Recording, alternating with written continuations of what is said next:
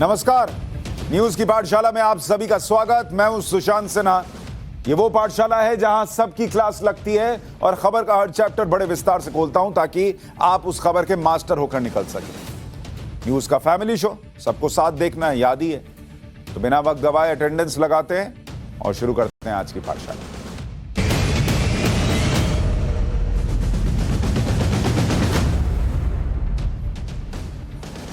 पाठशाला में आज सबसे पहले आपको बताऊं कि क्या क्या लेकर आया हूं।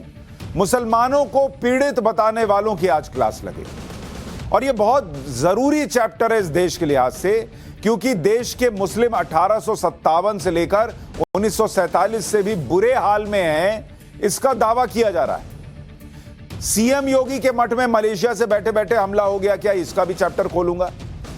पढ़े लिखे मुसलमानों का ब्रेन वॉश कैसे हो जाता है, आज आपको यह भी बताऊंगा। और करौली का दंगा राजस्थान में जो हो रहा था, क्या उसे रोका जा सकता था, लेकिन किसने होने दिया, जरा आज इस पर भी क्लास लगेगी। महंगाई के वर्ल्ड वॉर का शिकार बना एक और देश, उस देश के बारे में आपको बताऊंगा। लेकिन सबसे पहले पाठशाला में आज पहला चैप्टर मुसलमानों को पीड़ित बताकर उसका फायदा उठाने वालों की क्लास लगाना।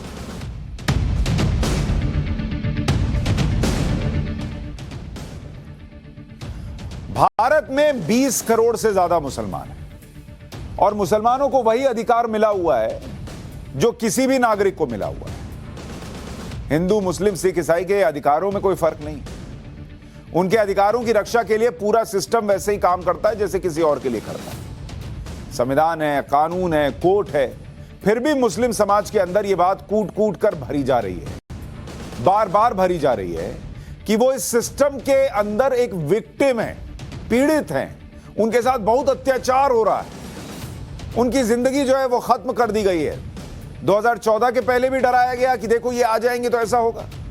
2014 के बाद अब 2022 आ गया, तब भी डराया जाता है कि तुम विक्टिम हो, तुम्हारे साथ जानबूझकर तुम मुसलमान हो इसलिए हो रहा है, तुम्हारे अधिकार छीने जा रहे हैं। कभी कश्मीर फाइल्स का डर दिखा दिया जाता है कि देखो अब ये फिल्म देख ली, देखना क्या होगा तुम्हारे साथ।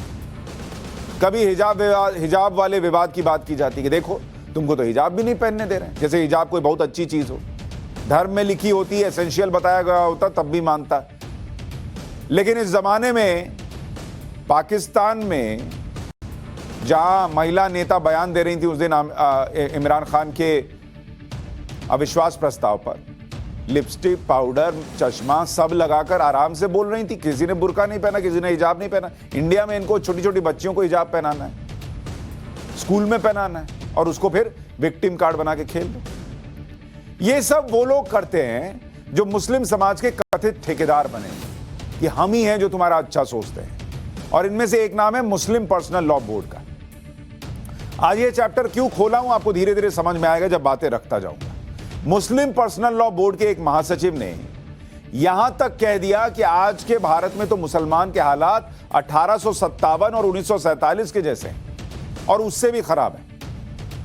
तो आज मुझे लगा थोड़ा आपको बताना चाहिए, क्योंकि ये लोग तो बोल के चले जाते हैं, ऐसे पत्ता फेंका और निकल लिए। उस पत्ते के नीचे कितनों के दिमाग में ये बात घुस गई और वो कितना देश के लिए खतरनाक हो जाता है, ये लोग इसकी चर्चा नहीं करते। आज जरा हम ये चैप्टर खोलकर टेस्ट करेंगे कि इस तरह के झूठे नैरेटिव को गढ़ने का मकसद क्या है। पहले आप all India personal law board के महासचिव मौलाना खालिद सैफुल्लाह रहमानी की बात सुन लीजिए, फिर आगे की बात मैं बताऊंगा। इस बात का आपको बखूबी अंदाजा है कि 1857 और 1947 से भी ज़्यादा मुश्किल हालात से इस वक्त मुसलमान अपने मजहबी तशख़्ख़ुसात के सिलसिले में गुज़र रहे हैं। मुख्तलिफ़ जहतों से इस्लाम पर, शरीयत इस्लामी पर हमला करने की कोशिश की जा रही है और मुसलमानों को निशाना बनाया जा रहा है। फ़िरक़ा परस्त ताकतें ये भी चाहती हैं कि हमें वरगलाएं और उकसाएं और हमारे नौजवानों को सड़क पर ले आएं। आपने पूरा बयान सुन लिया।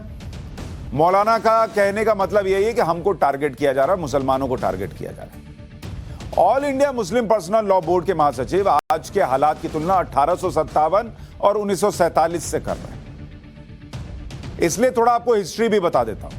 1857 क्या था? जब अंग्रेजों के खिलाफ पहला स्वतंत्रता संग्राम हमने लड़ा। और 1947 क्या था? धर्म के आधार पर देश का बंटवारा हुआ था, पाकिस्तान का जन्म हुआ था। तो ये 2 साल याद रखिए जिसका जिक्र हो रहा है। और क्या आज के हालात की 1857 और 1947 से तुलना की जा सकती है? थोड़ी देर के लिए इसको खोलिए और सुनिए और सोचिए कि ये लोग कैसे आपको फंसाते हैं और आपको विक्टिम कार्ड दिखा दिखाकर अपना गोल करने की कोशिश करते हैं। 1857 में क्या हुआ यह आपको जानना चाहिए। इसी बहाने रहमानी साहब की इतिहास की भी जानकारी दुरुस्त हो जाएगी। 1857 के अंग्रेजों के खिलाफ पहला सशस्त्र विद्रोह भड़का था भारत में। मेरठ के छावनी क्षेत्र में छोटी सी झड़प और आगजनी से यह विद्रोह शुरू हुआ और दिल्ली तक फैल गया। इस विद्रोह को दबाने के बाद भारत में ईस्ट इंडिया कंपनी का शासन खत्म हुआ और भारत पर शासन का पूरा अधिकार महारानी विक्टोरिया के हाथ में आ गया। 1857 की बात करने वाले all India Muslim law board के महासचिव मौलाना खालिद सैफुल्लाह रहमानी शायद ये भूल गए कि 1857 के विद्रोह में अंग्रेजों के खिलाफ हिंदू और मुसलमान मिलकर लड़े थे। तब वो विक्टिम कार्ड नहीं खेल रहे थे कि देखो मुसलमानों को लड़ने के लिए बोला जा रहा है, हिंदू तो अलग हो गया। तब दोनों धर्मों की पवित्रता को भंग करने की कोशिश हो रही थी। इस विद्रोह को भड़कने के कई सामाजिक, राजनीतिक और आर्थिक कारण थे, जैसे अंग्रेजों की गोद निषेध प्रथा, हड़प नीति, भारत में पैर पसारती हुई पश्चिमी सभ्यता, भारी टैक्स, किसानों में गुस्सा था। पर विद्रोह की चिंगारी तब भड़की जब अंग्रेजों की डनफील्ड राइफल्स आई, जिनके कारतूसों को दांत से काटना पड़ता था और फिर लगाना पड़ता था। अफवाह फैल गई कि इनमें गाय और सूअर की चर्बी लगाई गई। यह बात हिंदू और मुसलमान दोनों के धर्म के खिलाफ थी, भावनाओं को ठेस पहुंच रही थी। इसी वजह से 10 मई 1857 को मेरठ से इस क्रांति की शुरुआत हुई। मेरठ से शुरू यह विद्रोह अलीगढ़, मथुरा, झांसी, ग्वालियर, कानपुर, इलाहाबाद, बनारस, आजमगढ़ तक फैला और इसकी आग फिर दिल्ली तक पहुंची।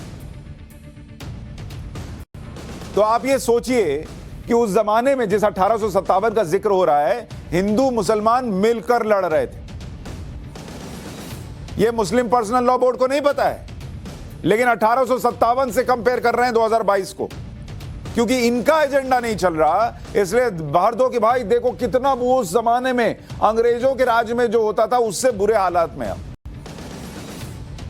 तो ये भी बताते ना कि हुआ क्या था। मुसलमानों को पीड़ित बताने वाले 1857 और 1947 का जिक्र करने वाले ये भूल गए कि कैसे अंग्रेजों ने 1857 के विद्रोह को कुचला था। और इस विद्रोह को दबाने के लिए अंग्रेजों ने जो एक्शन लिया उसमें सैकड़ों हिंदू मरे तो मुसलमान भी मरे।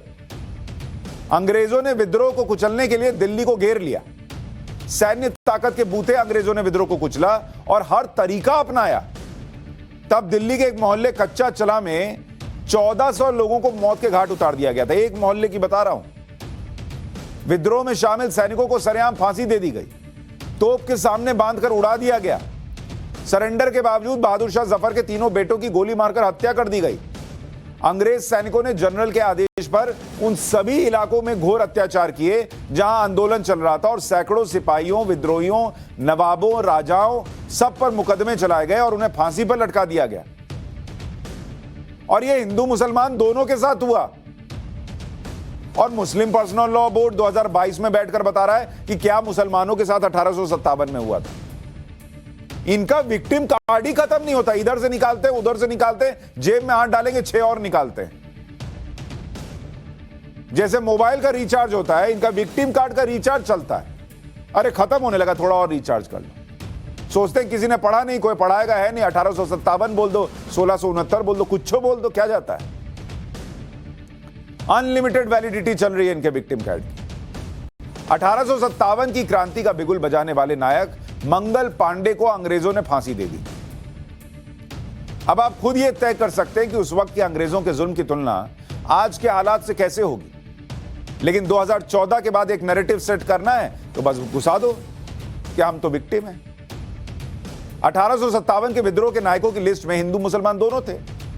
मंगल पांडे का नाम था, रानी लक्ष्मीबाई थी, हकीम एहसान उल्लाह थे, नाना साहब, राव साहिब, तात्या टोपे, अजीमुल्लाह खान, कुंवर सिंह, अमर सिंह, खान बहादुर खान, सबका नाम था। तब तो यहां तो कोई हिंदू तो नहीं बता रहा कि भाई उस वक्त 1857 में हिंदुओं को ज्यादा मार दिया गया था, हम विक्टिम कार्ड खेलेंगे। इन नायकों की फहरिस्त काफी लंबी है, हिंदू मुसलमान दोनों है। आपको कुछ एग्जाम्पल दिए, नाम बताकर। All India Muslim personal law board के महासचिव मौलाना खालिद सैफुल्लाह रहमानी ने मुसलमानों के आज के हालात की तुलना 1947 से भी की। 1857 का तो आपको बता दिया, 1947 से भी इन्होंने तुलना की। 1947 में धर्म के आधार पर देश का बंटवारा हुआ, भारत से अलग होकर एक हिस्सा पाकिस्तान बना। क्यों बना? क्योंकि एक धर्म के लोगों को चाहिए था कि हमको अपना देश चाहिए। बंटवारे के दौरान लाखों मुस्लिम पाकिस्तान चले गए, लाखों हिंदू हिंदुस्तान आ गए। उस वक्त भड़के मजहबी दंगों में हिंदू, मुसलमान, सिख, ईसाई सबका खून बहा। पंजाब और बंगाल में सबसे खतरनाक दंगे हुए। 16 अगस्त 1946 को जिन्ना ने डायरेक्ट एक्शन डे की घोषणा की थी। इसका मतलब यह था कि पाकिस्तान बनाने के लिए हिंसा का सहारा लेना होगा। और इसके ठीक बाद बंगाल में दंगे शुरू हो गए। बंगाल बिहार की सीमा में भी भीषण दंगे भड़के। 72 घंटों के अंदर 6000 से अधिक लोग मारे गए, 20,000 से अधिक लोग गंभीर रूप से घायल हुए। और तब बंगाल में मुस्लिम लीग का ही शासन था। हुसैन सोहरावर्दी का तब बंगाल का मुख्यमंत्री थे। वो आरोप है कि हुसैन सोहरावर्दी ने दंगे भड़कने के दिन पुलिस को एक दिन की छुट्टी दे दी थी। इसके दंगे के एक साल बाद बंटवारे के वक्त नोआखाली, जो आज का कोलकाता है, वहां भी दंगे भड़के। विक्टिम कार्ड खेलते वक्त ये तो नहीं बताते कि मुस्लिम लीग की वजह से क्या हुआ, इस व्यक्ति की वजह से क्या हुआ, जिन्ना की वजह से क्या हुआ। गिनाए ना, वो क्यों नहीं गिनाते? और भारत का जो बंटवारा हुआ, उसमें आप देखिए, भारत के बंटवारे में और उसमें जो लोग मरे और जो विस्थापित हुए, 20 लाख लोग मरे। और विस्थापित कितने हुए? 2 करोड़ लोग विस्थापित हुए। यह कोई मामूली संख्या है क्या कि इतनी बड़ी संख्या में लोग जो है वो इधर से उधर जा रहे हैं? जिंदगी खत्म हो गई, तबाह हो गई। और किस वजह से हुआ ये सब? अपनी मर्जी से हुआ। इस वजह से हुआ क्योंकि किसी जिन्ना को एक अलग पाकिस्तान चाहिए था। ये उस वक्त की तस्वीरें दिखा रहा हूं, लोग कैसे ट्रेन में लटक लटक कर आ रहे हैं। और कत्लेआम जो हुआ था वो तो अभी दिखा ही नहीं रहा हूं। कोई चारपाई उठाकर ला रहा है, कोई सामान उठाकर ला रहा है। हिंदू भी मरा, मुसलमान भी मरा, लेकिन ये बैठकर बता रहे अरे आज 2022 में मुसलमान उस वक्त से भी बुरे हालात में। क्यों मरे थे लोग आपको पता है? क्योंकि उस वक्त भी ऐसे ही कुछ ठेकेदार थे मुस्लिम समाज के, जिनको लगता था कि हमको अलग देश नहीं मिला तो हम बर्बाद हो जाएंगे। वही चीज 1947 से आज भी चली आ रही है कि इन कुछ लोगों ने ठेका उठा रखा कि हम ही मुसलमानों का भला सोचते हैं। और आज भी वही विक्टिम कार्ड खेल रहे हैं कि जैसे उस वक्त कहा था ना कि अगर अलग देश नहीं मिला तो बर्बाद हो जाओगे, वैसे ही आज भी ये लोग चाहते हैं कि वो सब कुछ अलग बना रहे, हमारे लिए अलग हो, यूनिफॉर्म सिविल कोड ना आए, हम 3 तलाक अलग से दे दें, हमको मत छू, हमको कुछ मत करो। क्यों ना करो भाई? एक देश है, सब मिलके रह रहे हैं, तो कानून का हिसाब भी सेम चलेगा। सवाल यह भी है कि मुस्लिम समाज के कुछ कथित ठेकेदार आज के हालात बताने के लिए 1857 या 1947 का जिक्र क्यों करते हैं? क्या यह जिक्र इसलिए है कि ऐसे लोगों के दिमाग में एक और बंटवारा चल रहा है? उनको लगता है कि यही विक्टिम कार्ड खेल के उस वक्त बंटवारा किया था, आज भी देश को बांट दो। गंभीर बातें कह रहा हूं, सोचिएगा इन लोगों के दिमाग में क्या चल रहा है। भारत का बंटवारा इसलिए हुआ था क्योंकि उसी तरह से उस जमाने में भी मुस्लिम समाज को पीड़ित बताने वाले जिन्ना जैसे कई नेता थे जो अपने सियासी फायदे के लिए इस तरह का नैरेटिव गढ़ रहे थे। इस तरह का माहौल बनाया कि हिंदू बहुल भारत में मुस्लिम तो सुरक्षित ही नहीं रहेगा, हमको अलग देश दो भाई, नहीं तो हम तो मर जाएंगे। अपना अलग पाकिस्तान चाहिए था उनको। दिसंबर 1906 में मुस्लिम लीग की स्थापना हुई थी, जिसे भारतीय मुसलमानों के अधिकारों को सुरक्षित रखने के लिए बनाया गया था कि मुस्लिम लीग बनेगा तभी भारत के मुसलमानों की हितों की रक्षा हो पाएगी। आज भी ऐसे घूम रहे हैं, ओवैसी साहब हैं, बहुत लोग घूम रहे हैं। ये all India Muslim personal law board भी अपने आप को वैसा ही कुछ बताता है कि हम ही लोग रक्षा करेंगे तुम्हारी। 1906 में ही मुस्लिम नेताओं ने अंग्रेजों से मुसलमानों के लिए अलग निर्वाचन प्रणाली की मांग कर दी थी, जिससे उनको आबादी के हिसाब से प्रतिनिधित्व मिले कि मतलब हम अलग लड़ेंगे और हमारे लिए वोट भी मुसलमान करेगा, हिंदू वोट ही नहीं करेगा। 1909 के कानून से अंग्रेजों ने मुसलमानों के लिए अलग निर्वाचन क्षेत्र बना दिया, जो सिर्फ मुसलमानों के लिए रिजर्व था और जिन पर मुसलमान ही वोट कर सकते थे। अंग्रेज को तो मजा आ गया, ये इनको हिंदू मुसलमान करके बांट दो, सब बढ़िया चलेगा। ये तो खुद ही बंटने को तैयार बैठेंगे, हमको अलग दे दो, अलग दे दो, लो अलग रहो। आज भी ऐसे ही लोग हैं, हमको अलग कर दो, हमको अलग कर लो, अलग कर दो, हमारे लिए अलग नियम चलेगा।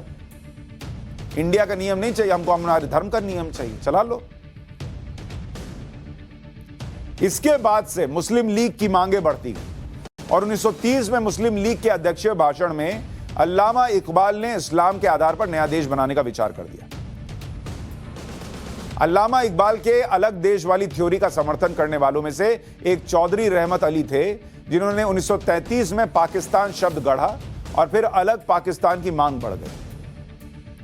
फिर 23 मार्च 1940 को मुस्लिम लीग ने लाहौर में अलग देश बनाने का प्रस्ताव रखा, जिसे पाकिस्तान प्रस्ताव के नाम से जाना जाता है। मुस्लिम लीग और जिन्ना इस हद तक चले गए कि वो ये कहते थे कि अंग्रेजों से आजादी से पहले मुसलमानों को अलग पाकिस्तान चाहिए, मतलब देश को आजादी मिले ना मिले, हमको तुम पाकिस्तान दे। और आप कंपेयर करते हो कि विक्टिम था मुसलमान और आज भी विक्टिम है। कितना विक्टिम कार्ड खेलोगे भाई? और सिर्फ इसलिए क्योंकि कुछ लोगों के दिमाग को हैक करके अपना एजेंडा चलाना है। उनको ना भी लग रहा हो कि वो विक्टिम है तो दिमाग में भर दो कि तुम विक्टिम हो, तुम पीड़ित हो। मुस्लिम लीग के नेताओं ने देश में ऐसी नफरत की आग लगाई कि 1946 से भारत में बड़े पैमाने पर सांप्रदायिक हिंसा शुरू हो गई। आज के भारत में मुस्लिम पर्सनल लॉ बोर्ड जैसी संस्थाएं और कुछ नेता जो खुद को मुसलमानों का हितैषी बताते हैं, वो इसी तरह का तो माहौल बना रहे हैं। वो धार्मिक मामले उठाकर आम मुसलमानों को बार बार बताने की कोशिश कर रहे हैं कि हिंदुस्तान में इस्लाम खतरे में है, तुम पीड़ित हो, तुमको तकलीफ हो रही है, तुमको दबाया जा रहा है। और इसके लिए हथियार किसको बनाते हैं? हथियार बनाते हैं कि भाई देखो तुमको हिजाब नहीं पहनने दे रहे हैं। ये हिजाब विवाद जो है वो इसीलिए उठाया गया, नहीं तो आज की पीढ़ी में जब आपके धर्म में ये कहा गया कि भाई ये लाजमी नहीं है कि आपको हिजाब पहनना है, मैंडेटरी नहीं है, तो ये विवाद क्यों खड़ा किया गया? इसलिए कि दिमाग में विक्टिम कार्ड भरा जा सके। अरे देखो तुमको तुम्हारे हिसाब से कपड़ा भी नहीं पहनने, अरे तुम पहले पहनने दो ना। तुम खुद तो पहनने नहीं देते उसको घर में कि क्या पहनना है नहीं पहनना है, अपनी मर्जी चलने नहीं देते, दूसरे को बता रहे हो कि वो नहीं पहनने दे रहा। फिर 3 तलाक, बताइए 3 तलाक देके किसी को छोड़ देना, ये भी दिमाग में भर दिया कि अरे ये रोका जा रहा है, तुमको न्याय नहीं मिल रहा, तुमको दबा रहे हैं क्योंकि तुम मुसलमान हो। और लोगों के दिमाग में भर जाता है। कोई ये नहीं सोच रहा कि अरे मुझे गलत से निकाला जा रहा है, नहीं 3 तलाक रोक दिया क्योंकि तुम मुसलमान हो, अरे तुम विक्टिम हो और देखो तुम्हारे साथ ये होगा। क्यों? क्योंकि देश को फोड़ना है, हिंदू मुसलमान करना है, इसलिए ये दिमाग में भरा जाता है। फिर अजान पर लाउडस्पीकर विवाद कि भाई अजान पर जो है देखो लाउडस्पीकर बजाने नहीं दे रहे। कभी खुद सोचेंगे कि आप जब लाउडस्पीकर बजा रहे हैं किसी को दिक्कत हो सकती है? धर्म में कहीं लाउडस्पीकर का जिक्र नहीं है, उस जमाने में लाउडस्पीकर होता भी नहीं था, तो हमको क्यों लाउडस्पीकर बजाना चाहिए? किसी धर्म के लोगों को नहीं करना चाहिए। सुबह सुबह कोई रात में करके आ रहा होगा शिफ्ट, कोई कुछ करके आ रहा होगा, उसको दिक्कत हो सकती है। अपने दिमाग से नहीं चल सकता। देखो अजान नहीं के लिए लाउडस्पीकर पे दिक्कत कर रहे हैं, मुसलमान खतरे में। अरे चल क्या रहा है? सड़क पे नमाज पढ़ना है, उसके लिए रोक दीजिए। अरे देखो सड़क पे नमाज नहीं पढ़ने दे रहे हैं, पहले पढ़ने देते थे आज नहीं। अरे भाई पहले भी गलत कर रहे थे, आज भी गलत कर रहे हैं। नमाज पढ़ना है, मस्जिद बनी है वहां जाके पढ़िए, घर में पढ़ना है घर में पढ़िए। कोई नमाज के लिए सड़क छेक ले, कोई हनुमान चालीसा के लिए छेक ले, कोई प्रेयर के लिए छेक ले, सड़क उसके लिए नहीं बनी ना भाई। और उसको रोकिए तो भाई विक्टिम कार्ड इधर से निकालें, विक्टिम कार्ड देखो हमको तड़पा रहे, परेशान कर रहे। All India Muslim personal law board आजकल मुसलमानों को पीड़ित बताने के लिए हिजाब का मुद्दा ही उठा रहा है ना। बोर्ड के महासचिव रहमानी इस पे क्या कह रहे, एक बार सुनिए फिर आगे की बात बताते हैं। सही मसाइल में एक हिजाब का मसला है जो अभी कर्नाटक में मुसलमानों के लिए एक बड़ी आजमाइश का सबब बना हुआ है। All India Muslim personal law board अव्वल दिन से इस मसले की तरफ मुतवज्जह है, उसके लिए कानूनी तदबीरें कर रहा है। अभी सुप्रीम कोर्ट में कर्नाटक हाई कोर्ट के फैसले के ख़िलाफ़ अपील दायर की गई है और बोर्ड के ज़िम्मेदारान कभी एक लम्हा के लिए भी किसी ऐसे मसले से गाफिल नहीं हुए जिसकी ज़द शरीयत इस्लामी पर पड़ती हो। दुनिया तेजी से आगे बढ़ रही है, उस रफ्तार में कैसे हम शामिल हों, देश को आगे ले जाएं, कौम को आगे ले जाएं, उसकी बजाय पीछे खींचो क्योंकि अपना पॉलिटिकल एजेंडा सेट करना है। हिजाब विवाद पे जो बोल रहे हैं उसका सच क्या है? कर्नाटक हाईकोर्ट ने भी अपने फैसले में कहा है कि इस्लाम में हिजाब पहनना जरूरी प्रथा का हिस्सा नहीं है, मैंडेटरी नहीं है। धर्म में छात्र स्कूल यूनिफॉर्म पहनने से मना नहीं कर सकते। स्कूल यूनिफॉर्म को लेकर बाध्यता एक उचित प्रबंधन है। छात्र या छात्रा इसके लिए इनकार नहीं कर सकते। छात्र छात्राओं को यूनिफॉर्म उल्लंघन या मनमाने कपड़े पहनकर स्कूल जाने का अधिकार नहीं है। यह देश का कानून कह रहा है, देश का हाईकोर्ट कह रहा है। लेकिन जो पहले नहीं भी करते थे उसको मुद्दा बनाकर लाना है क्योंकि एक एजेंडा सेट करना है। हिजाब इन देशों में भी बैन है। किन देशों में? फ्रांस में बैन है। वहां तो 1947 और 1857 नहीं है ना, वहां तो कोई 2014 के बाद सरकार नहीं बदली है ना।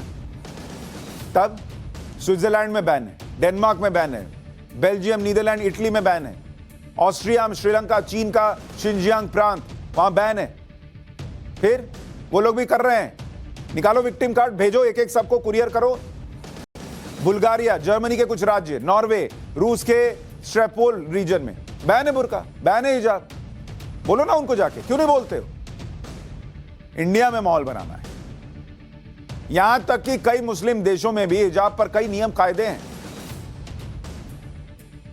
इंडोनेशिया, उसकी बात सुनिए। इंडोनेशिया में सबसे ज्यादा मुस्लिम आबादी है, तो जिस इंडोनेशिया की बात कर रहा हूं वहां के अगर आप हालात देखेंगे, वहां के लिए नियम क्या है। इंडोनेशिया में आपको बता रहा हूं, स्कूलों में हिजाब पहनकर आना अनिवार्य नहीं है। हिजाब अनिवार्य नहीं है। अब बताइए, सबसे ज्यादा मुस्लिम आबादी पूरी दुनिया में इंडोनेशिया में। रोइए, वहां जाके रोइए। विक्टिम कार्ड किसके लिए रोइएगा? बात तो सब मुसलमान है, फिर किसको बोलिएगा? किसको बोलिएगा कि तुम दबा रहे हो? इंडोनेशिया आबादी के हिसाब से दुनिया का सबसे बड़ा मुस्लिम देश है, किसको बोलिएगा? मुस्लिम बहुल मलेशिया में। मलेशिया में क्या है भाई? मलेशिया के अंदर स्कूलों में हिजाब अनिवार्य नहीं है। सेम चीज स्कूल का बता रहा हूं, ये दोनों आपको सेम चीज अनिवार्य नहीं है। लेकिन यहां इनको इंडिया में स्कूल भेजना है बच्चियों को, कॉलेज भेजना है बच्चियों को हिजाब पहना के। क्यों?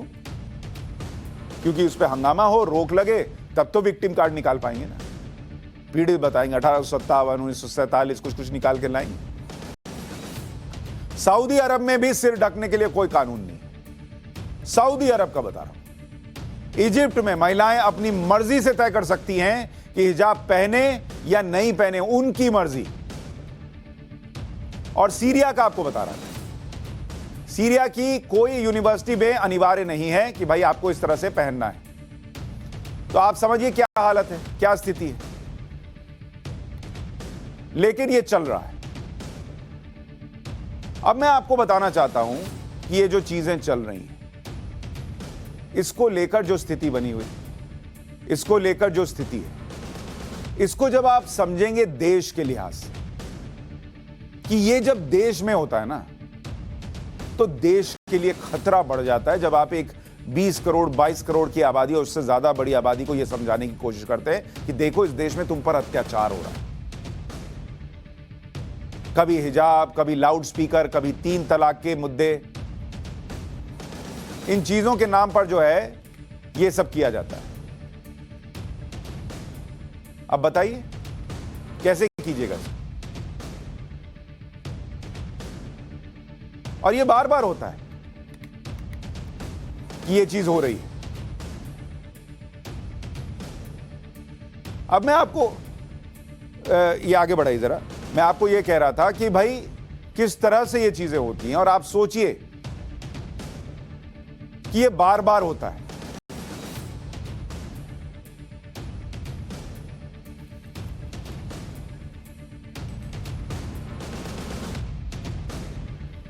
अब मैं आपको एक और चीज दिखाता हूं।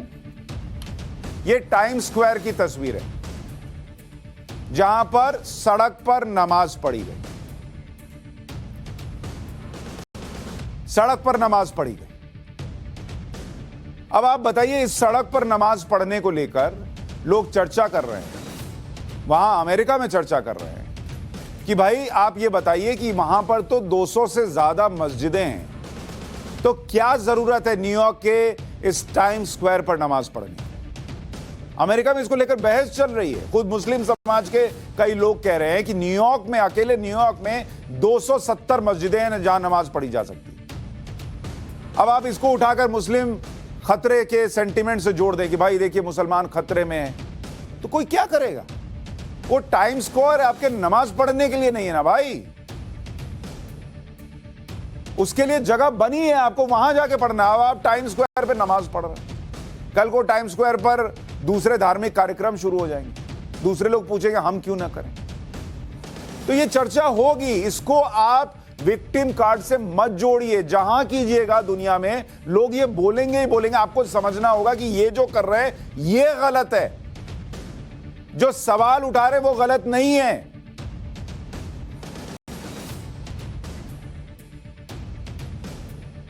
आप सुनिए लोग क्या कह रहे हैं। अफसोस के बाद अनासिर वोट के बारे में गलत फहमी पैदा करना चाहते हैं, तो मैं मुसलमानों से दरख्वास्त करता हूँ, और ख़ास कर मुसलमान बहनों से, कि आप ऐसे प्रोपेगेंडों से मुतासिर न हों, और उम्मत में इफ्तराक और इंतशार पैदा करने की जो कोशिश की जा रही है, आप इसको कामयाब न होने दें। मुस्लिम पर्सनल लॉ बोर्ड को इस बात की भी चिंता होने लगी है कि कहीं 3 तलाक के मुद्दे पर महिलाओं को जो राहत मिली वो कहीं जो है इनके प्रोपेगेंडा में फंसने से मना ना कर दें, कहीं वो दूसरी राजनीतिक पार्टी की तरफ ना देखने लग जाए। तो कह रहे हैं उनकी चिंता हो रही है, वो उनको फंसना नहीं चाहिए। इतनी चिंता है तो पहले मुस्लिम पर्सनल लॉ बोर्ड में एक महिला तो ले आओ, एक महिला टॉप इनकी जो जितने लोग बैठते हैं उसमें एक महिला नहीं, और ये लोग महिलाओं की बात करते हैं। 3 तलाक के मामले कैसे कम हो गए हैं वो आपको देखना चाहिए। 2019 में कानून बना था, 3 तलाक कानून, ये आया 2019 में, और उसके बाद क्या हुआ? 2019 में आया और उसके बाद से 1 साल के अंदर 82% मामले 3 तलाक के घट गए। अब आप बताइए मुस्लिम बहनों को कितना फायदा हुआ? 82% ऐसे मामले जिसमें बोल देते थे तलाक तलाक तलाक और मामला खत्म, वैसे 82% मामले घटे। हर साल 2019 से पहले, 2019 से पहले, 2019 से पहले हर साल 11,264 केस आते थे सालाना, ऐसे 3 तलाक कि भाई 3 तलाक देकर मुझे छोड़ दिया। देश भर का औसत बता रहा हूं। और 2019 के बाद से यह घटकर 1,039 रह गए। 2019 के बाद 1039 केस रह गए हैं हर साल। कहां 11,264 केस आते थे, कहां 1000 केस रह गए। और यही बात इन लोगों को पसंद नहीं आ रही। महिलाओं को अधिकार मिले, महिलाएं अधिकार की बात करें, ना ना ना ना, मुसलमान को दबा रहे हैं 3 तलाक हटाकर। थोड़ा तो शर्म कीजिए। 3 तलाक बोलकर किसी को छोड़ देते हैं और उसको ईमान बताते हैं। मुसलमानों को बताया जाता है कि भारत में उनके लिए हालात ठीक नहीं। यह नहीं बताया जाता कि केंद्र और राज्य सरकारें मुसलमानों के लिए कर क्या क्या रही है। मोदी सरकार की कितनी योजनाएं 2016 से 2021 के बीच, ये सब सुनिए। और ये सब आपको इसलिए बता रहा हूं कि दिमाग की बत्ती जो है वो जलाइए। मुस्लिम्स के लिए क्या हो रहा है इस देश में, वो आपको 1857 में ले जा रहे हैं। मैं आपको खींचकर 2021-22 में लाऊंगा और बताऊंगा कि क्या हो रहा है इस देश के अंदर। 2016 से 21 के बीच में, 2016 से 2021 के बीच 2.3 करोड़ यानी 2 करोड़ 30 लाख युवकों को स्कॉलरशिप मिली, जिसकी रकम थी 1 लाख रुपए अलग अलग। 2 करोड़ 30 लाख 2.3 करोड़ को स्कॉलरशिप। ये क्यों नहीं बताते कि स्कॉलरशिप भी दे रहे भैया पढ़ने के लिए बच्चों को 1-1 लाख रुपए। ज्यादा मुस्लिम युवाओं की भागीदारी के लिए यूपीएससी फ्री कोचिंग का बजट 8 से 20 करोड़ किया गया। यूपीएससी फ्री कोचिंग बजट बढ़ा। ये क्यों नहीं बताते?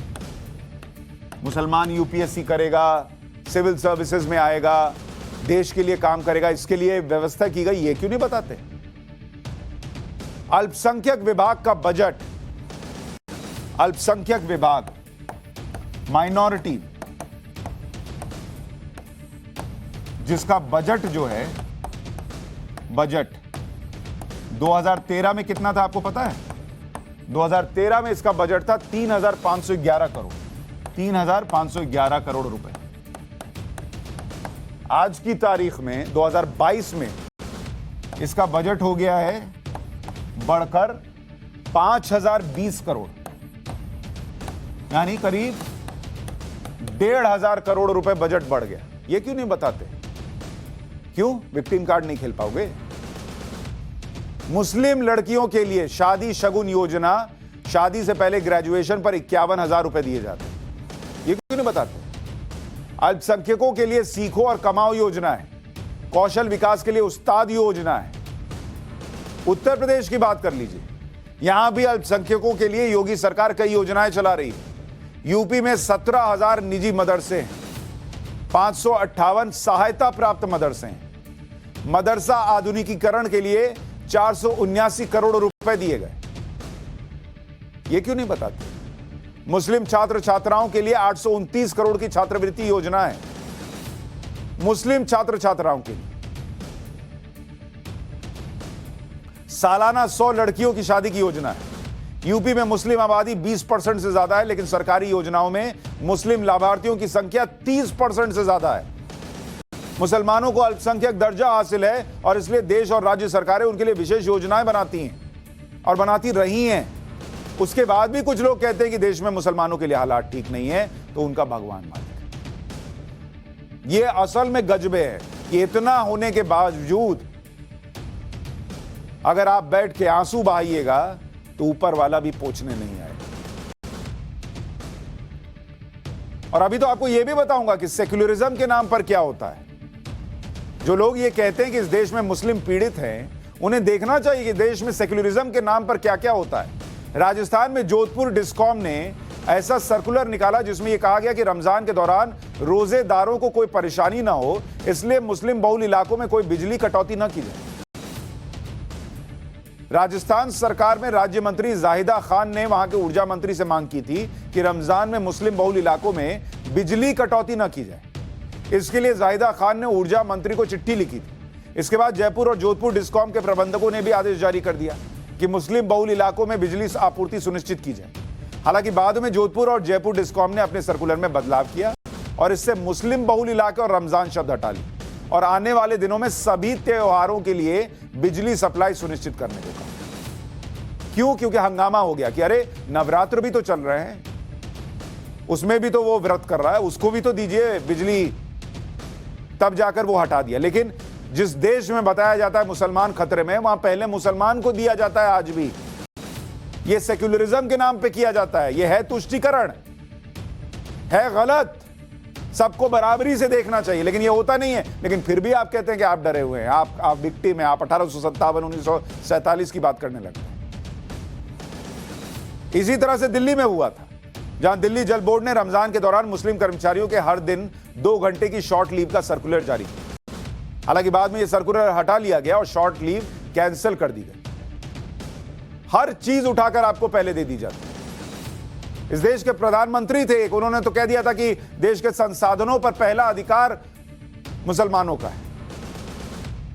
फिर भी आपको डर लगता है, और सबको नहीं लगता है। एक्चुअली ये डर भरा जाता है दिमाग में, क्योंकि डराएंगे नहीं तो फिर अपना एजेंडा कैसे चलाएंगे। दिल्ली है जहां नवरात्र में मीट शॉप्स को बंद करने की मांग की गई तो विवाद हो गया। साउथ दिल्ली में सोमवार को नवरात्रि तक मीट की दुकानें बंद करने का फैसला लिया गया। पूर्वी दिल्ली में भी ऐसी चर्चा हो रही है। पूर्वी दिल्ली के मेयर ने कहा कि नवरात्रि के दौरान मीट की दुकानें बंद रहनी चाहिए, तो हंगामा हो गया। ये तो नहीं हुआ कि भाई बहुसंख्यक है तो जो है वो कर दो, हंगामा हुआ ना। और आप कहते हैं कि बहुत डर का माहौल। अरे डर से बाहर निकलिए, बहुत डर नहीं है, स्वीकारिए इसको। बराबरी से मामला चल रहा है, खुद भी बराबरी दिखाइए। पाठशाला में अब गोरखनाथ मंदिर पर हुए हमले का चक्र।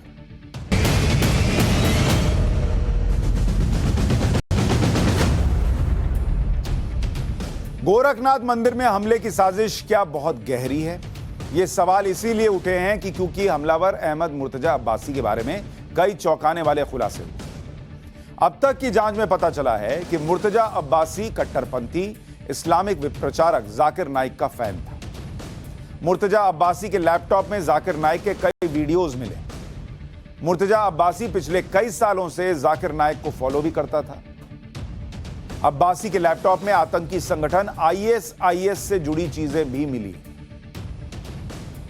तो कोई विक्टिम नहीं है वो, जिधर दिमाग लगा रहा था उधर से ही तार जो है वो छीलकर अंदर बदल दिए गए।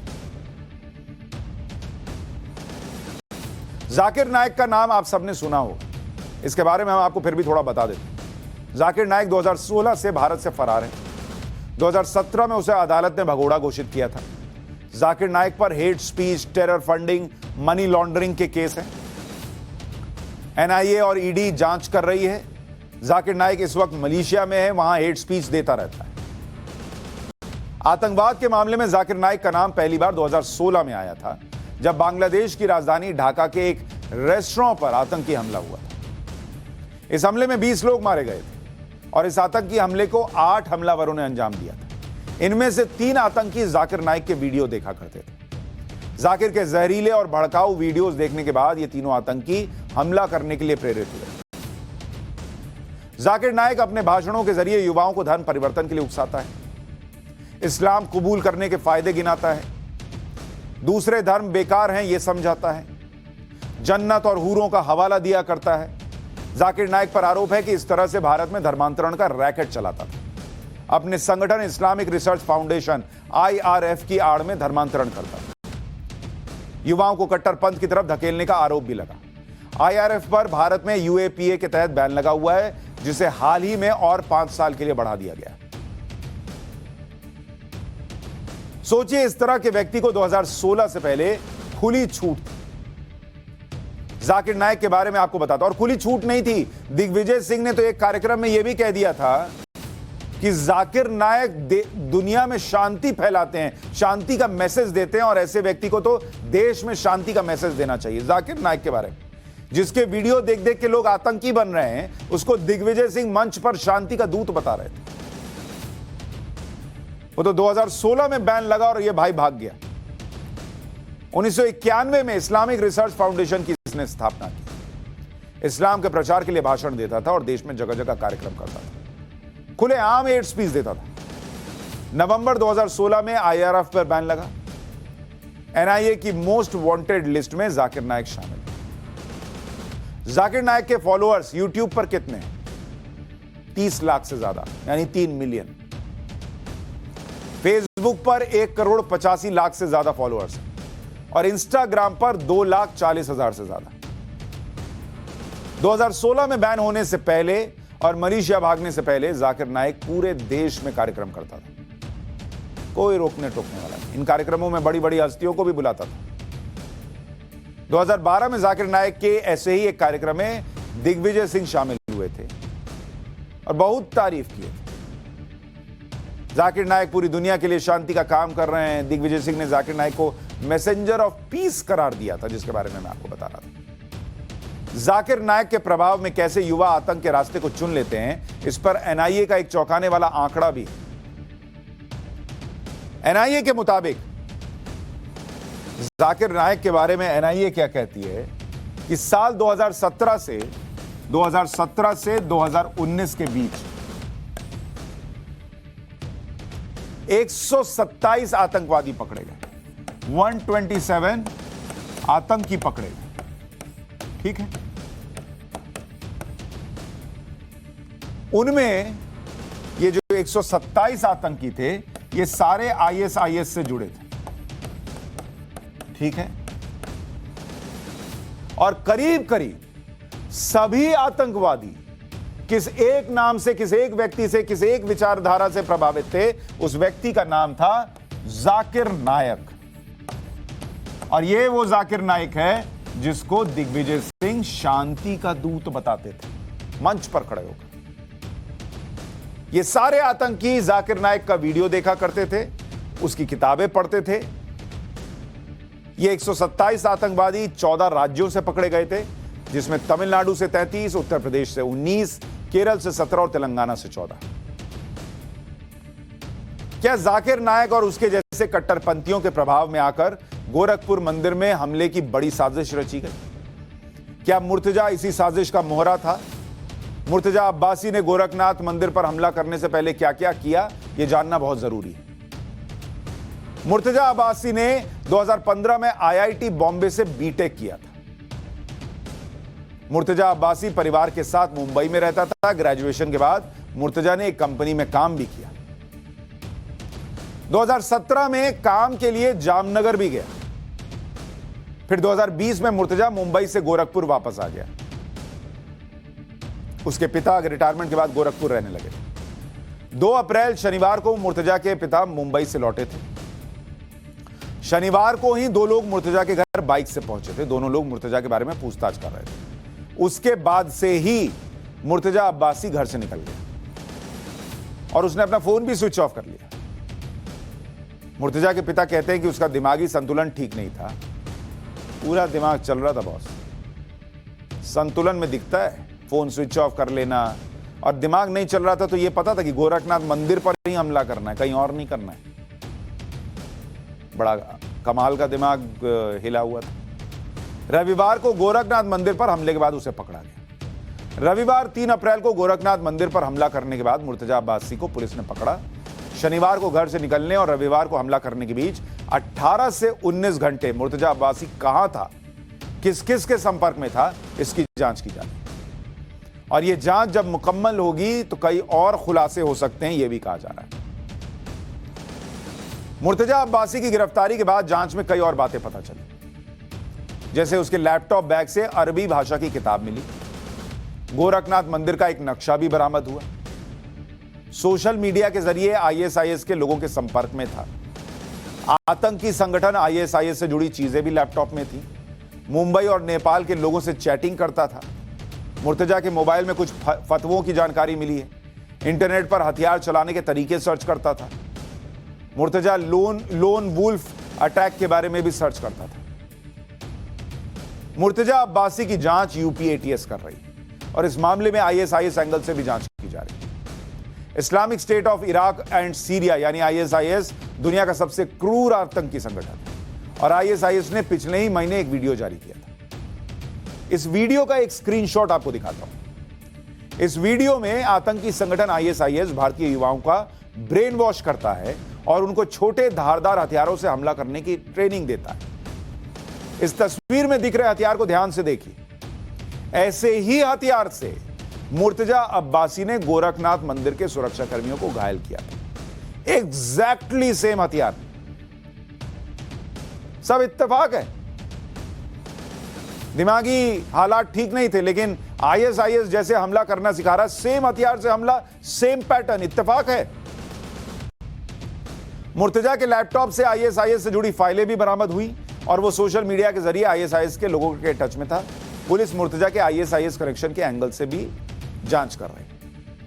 अब आपको दोनों तस्वीरें दिखा रहा हूं, गौर से देखिए। मुर्तजा के हाथ में जो हथियार है और आईएसआईएस ने जो हथियार बताया था, सेम हथियार, सेम पैटर्न है, सेम तरीका है।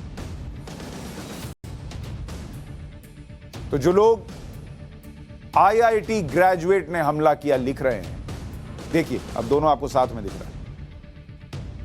वो ये ध्यान रखें कि आईआईटी को बदनाम करने से अच्छा है कि उसने जिन किताबों से पढ़ा, जिस जाकिर नाइक को सुना, जिस आईएसआईएस के संपर्क में था, उस पर चर्चा की। पाठशाला में अब पॉलिटिकल साइंस की क्लास में करौली दंगों का चर्चा।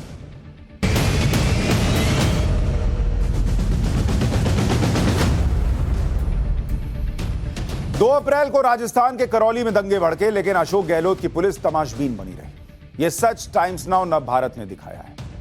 इसके बाद सवाल उठे हैं कि क्या दंगाइयों पर एक्शन नहीं करने का प्लान फिक्स था, क्योंकि सामने दंगा चल रहा है और पुलिस खड़ी है, फिर भी चल रहा है।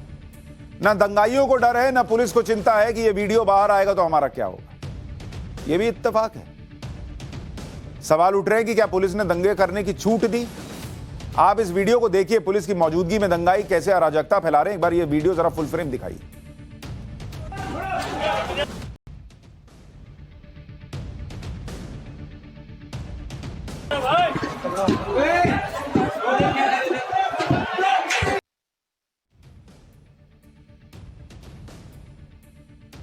करौली में हिंदू नववर्ष पर रैली की इजाजत करौली प्रशासन ने दी थी। जब प्रशासन ने इजाजत दी थी तो फिर इंतजाम क्यों नहीं किया। जाहिर सी बात है कि प्रशासन ने इसके लिए तैयारी को लेकर कुछ तो सोचा होगा, लेकिन जब रैली के दौरान छतों से पत्थर बरसने लगे तो प्रशासन और पुलिस का इंतजाम कहां था। दंगाई हालात बेकाबू कर चुके थे, इसके बावजूद शासन और प्रशासन हरकत में क्यों नहीं आया। कांग्रेस का करीबी पार्षद मतलूब अहमद मुख्य आरोपी होने के बावजूद फरार कैसे। क्राइम सीन को सिक्योर करने और एफएसएल की टीम आने में 4 दिन क्यों लग गए। जिन छतों से पत्थर बरसाए गए उन छतों पर अभी भी पत्थरों की भरमार है। ये पत्थर अब भी वहां है। क्या प्रशासन एक और दंगे के इंतजार में है। और ये अचानक इतने पत्थर कैसे आ जाते हैं। आप अपने घर में जरा पलट कर देखिए, जिस सोफे पर बैठकर ये टीवी देख रहे हैं, दाहिने बाएं आगे पीछे सब जगह नजर घुमा लीजिए, आपके घर में कितने पत्थर हैं। ये दिल्ली दंगों में भी हुआ, अचानक से छत पर पत्थर मिल जाते हैं और हजारों पत्थर मिल जाते हैं। ये अचानक यहां पर भी हजारों पत्थर मिल जाते हैं। ये कैसे हो जाता है कि अचानक से घर पर इतने पत्थर आते हैं। लोग घरों में गिफ्ट में पत्थर देके जाते हैं क्या। दंगे के बाद से करौली में कर्फ्यू है। टाइम्स नाउ भारत की एक ग्राउंड रिपोर्ट आपको दिखाता हूं। अभी मैं खड़ा हूँ एक छत के ऊपर और मैं आपको दिखाऊंगा छत से जो क्राइम सीन के ठीक ऊपर ये वो जिम है जहाँ पर अभी पुलिस मौका मुआयना कर रही है। एफएसएल की टीम भी है। आप देख पा रहे होंगे वाइट शर्ट में एफएसएल की टीम के सदस्य जो हैं वो फ़ोटो खींच रहे हैं। सवाल मैंने वही किया था कि 4 दिन बाद जब सारा कुछ सफाई कर दी गई उसके बाद एफएसएल टीम आई है तो क्या मिलेगा, वो तो आप सोच ही सकते हैं। लेकिन अब मैं आपको दिखाता हूँ कि कितनी तैयारी पुलिस की है। ईंटों का ये जखीरा देखिए जो अभी भी यहाँ पर रखा हुआ है, उसी छत के ऊपर जहाँ से ईंटें बरसाई गई थी। अब जरा थोड़ा सा एक एक छत का नज़ारा मैं आपको दिखाता हूँ कि किस तरह से तैयारियाँ की गई थी। अब जरा उस मीनार के पास से आप देखेंगे, वहाँ मैं अपने विजय दिनेश शर्मा को जरा जूम करके दिखाएं कि किस तरह से ईंटें वहाँ पर रखी हुई हैं और उन्हीं ईंटों का इस्तेमाल उस दिन पथराव के लिए हुआ था। तो आप अंदाज़ा लगा सकते हैं कि अभी भी पुलिस कितनी सचेत है। तो सवाल यही है कि 4 दिन बाद प्रशासन को याद आई कि छत के ऊपर भी अभी कुछ हो सकता है। तो क्या 4 दिन से प्रशासन इंतजार कर रहा था, क्या वापस कोई वारदात हो जाती और इन पत्थरों और ईंटों का इस्तेमाल किया जाता तो फिर क्या हश्र होता। ये पत्थर जो हैं वो साफ पूछ रहे हैं कि ये तैयारी पहले से थी, हवा में हुआ ऐसा लगता तो नहीं। सोचिएगा। पाठशाला में आज के लिए इतना ही। नमस्कार।